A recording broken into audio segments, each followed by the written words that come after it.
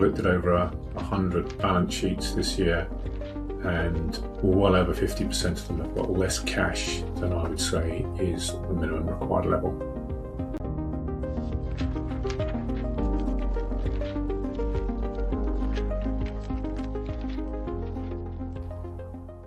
Hi, I'm Andy Cristin, and in this video we're going to look at the minimum cash requirement for a small or medium-sized architectural practice.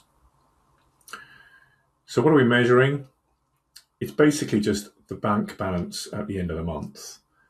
If you want to be a bit more sophisticated, I would remove the amounts owed to HMRC.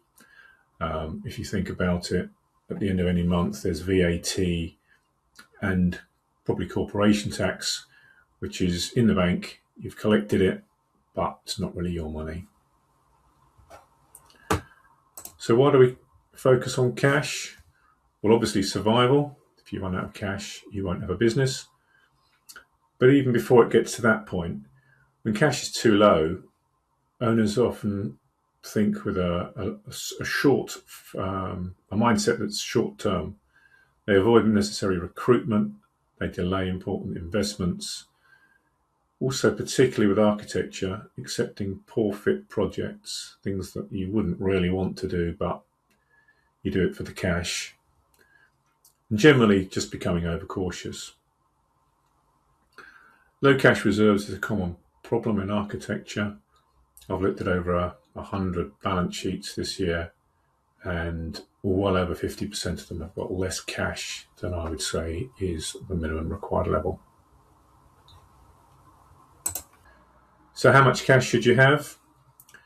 If you look at the calculations in the previous video I did on break even, I came up with an overheads per person per calendar month, total cost to your practice of £6,250.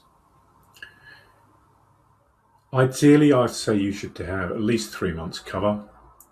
So the cash at bank should therefore be about £18,750 per person. And in a practice with 10 people, that would be £187,500. If you look at Foster and Partners accounts for 2025, they had a cash balance per person of nearly 5 times, or more than 5 times that, £100,000 per person, where I'm saying 18,750. Now I know that their business is quite different, it's international, not the same as a small or medium-sized practice, but they've clearly taken a decision there that they want to hold a lot of cash to give themselves a buffer, and they've even borrowed money to do that.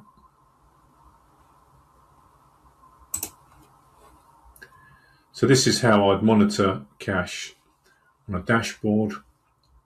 If you imagine this month, or the month in question is May over here, we're looking back over 13 months to the previous May, and we can see how the trend is going. In this case, it's going relatively well overall, moving upwards, but still hasn't achieved that minimum level, which is the green dotted line there, the £187,500. So the point here is not to hoard cash, but it is to have sufficient so that the partners can make decisions with a long-term mindset rather than short-term.